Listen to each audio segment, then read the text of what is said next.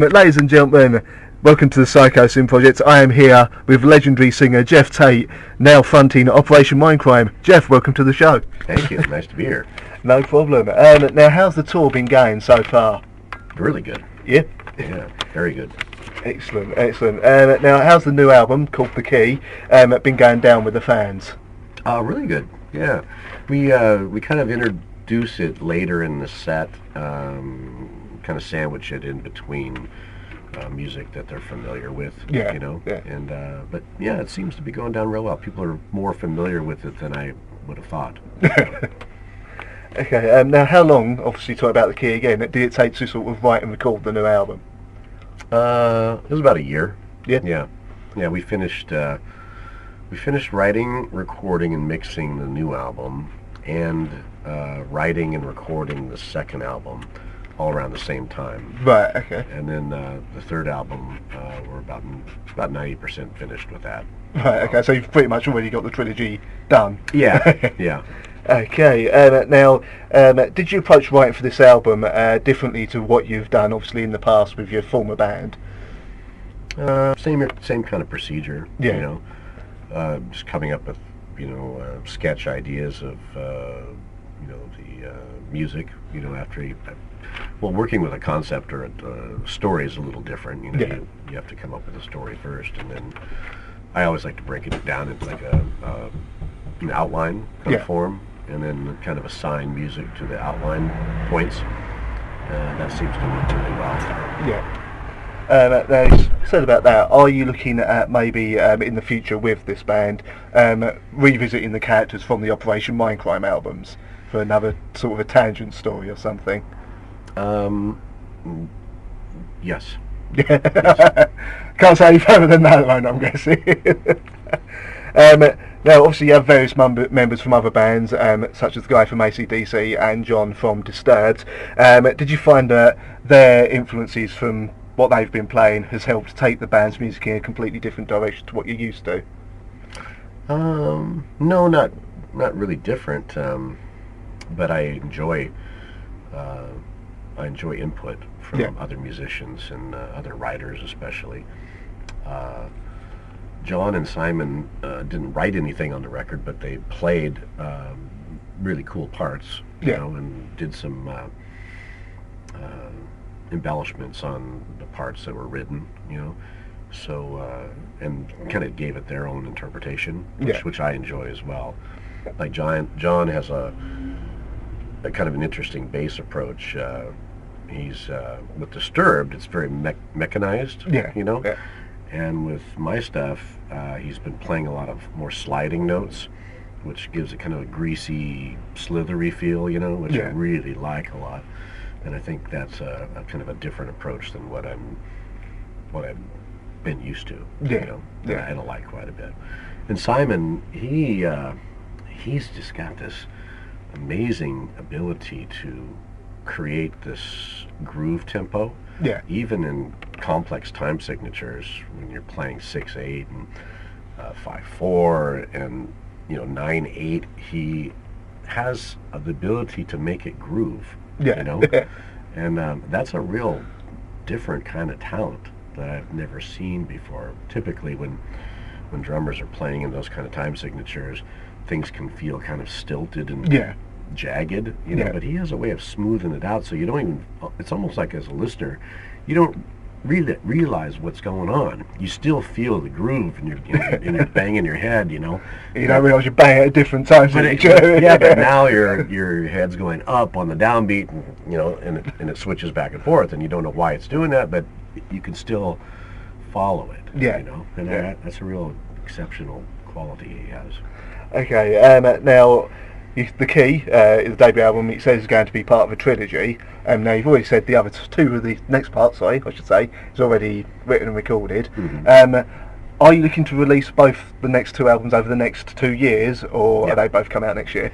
Yeah, with my my deal with Frontier Records, they wanted them to be a yearly release. Right, okay. And obviously, are you going to then continue with Operation Mindcrime, or are you looking at doing another solo album, or maybe forming another different type of band? Probably all of the above. Well, you've got to spread yourself a bit, haven't you? You've got such a vocal talent. Now, on the album, you managed to get David Ellefson on there for a guest spot. What was it like working with him? Great. It was very unexpected. You probably read this because I've said it a lot of times lately, but we met on an airplane. Yeah. Going down to South America to perform a show, and we hadn't ever talked or met each other, and so we got to know each other really well on this plane flight. And so the song "Reinventing the Future" came from that meeting on the plane flight. Yeah. And excuse me, and Dave was great to work with. He's a great player and very good at communication. Yeah. You know, which when you're collaborating with people is so helpful. You Yeah. know? And when we played in South America, he really saved me because it was kind of a thing where all these different players were coming together to form this all-star band to play. Is that Metal Alliance? What became Metal Alliance? Or Something like that. No, different than what he's oh, doing. right. No, it's a different thing. And the people that were supposed to play my music Yeah. didn't know it.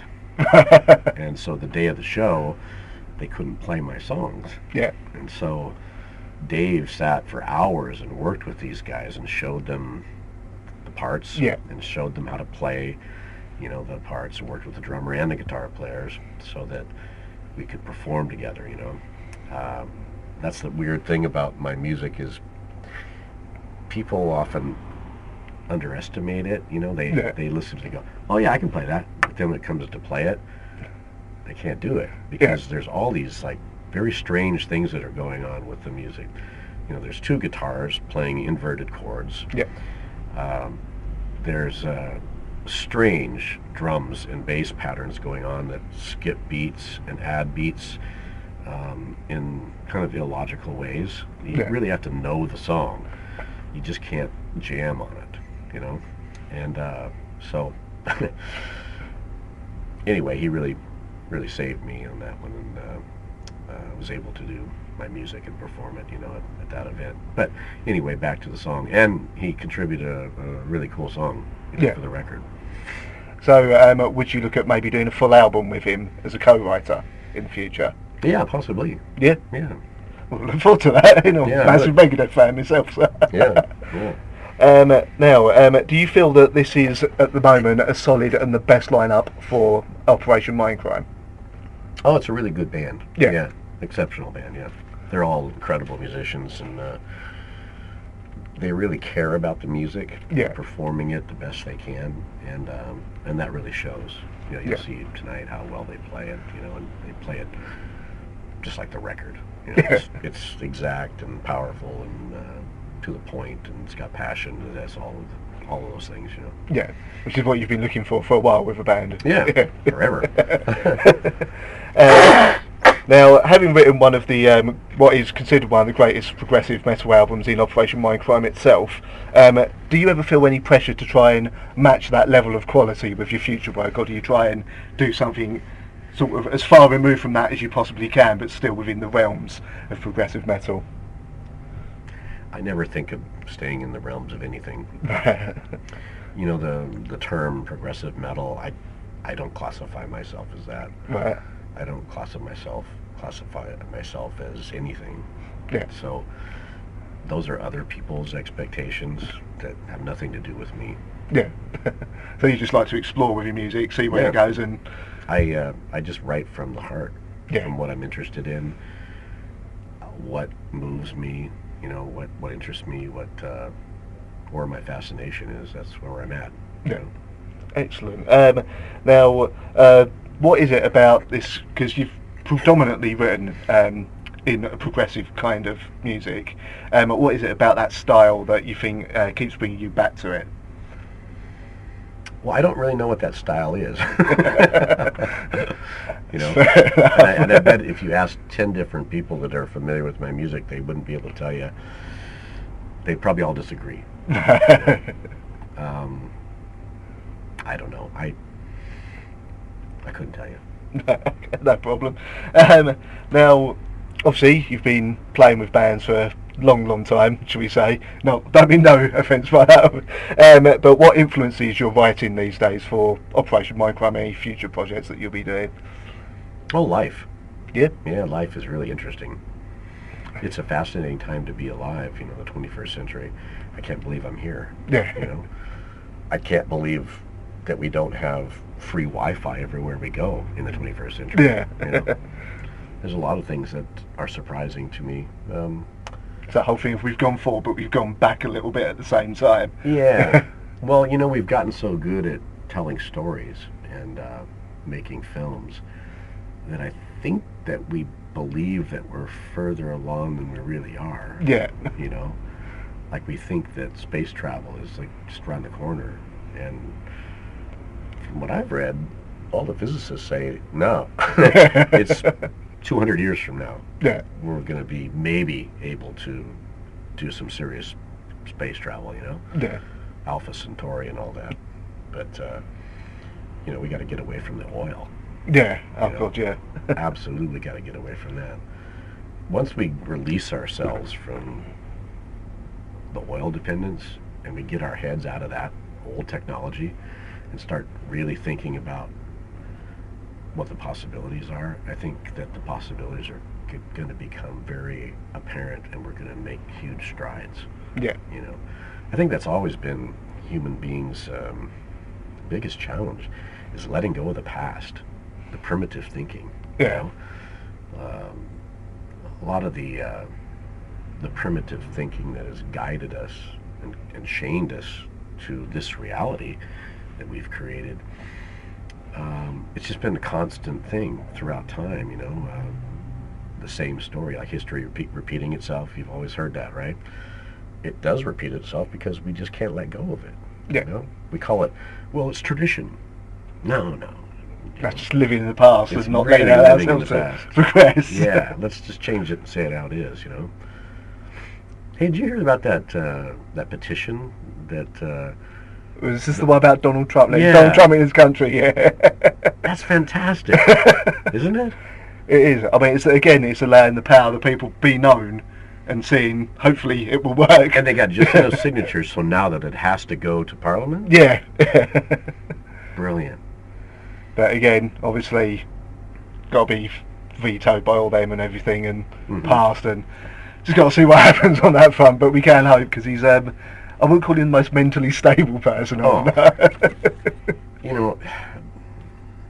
A guy like that, leading a country like the U.S., that's just an accident waiting to happen. It would take you back to sort of what it was like when you had George Bush Jr. Oh, yeah. I mean, I almost moved out of the country when he was elected again. I can't blame you, to be honest. If Trump gets elected, I'm definitely moving out of the country. I think there's nothing I can do after that. I think the only person who might be left in America if he gets in power will probably be Donald Trump himself. Well, that's because the whole world will turn on us, I mean, how can you have a guy like that representing your country whose real job it is to unite people, and to create the dialogue on how we can get through all of this together, How can we make all of our experiences the best they possibly can? How can we make it through to another day? And you got a guy like this who just preaches hate. And he's, again, and discrimination and impatience and he's stuck in the past. Completely stuck in the past, And that, how can you have a guy like that representing you, as a president or a prime minister? It's insane. All that, and he can't even get a decent hairpiece. All that money he's got. He's a billionaire. Well, thank you very much for the interview today. Thank you very much for your time. I look forward to seeing you on stage. Ladies and gentlemen, Geoff Tate. Thanks again. Thank you. Thanks, Tony. I turn to face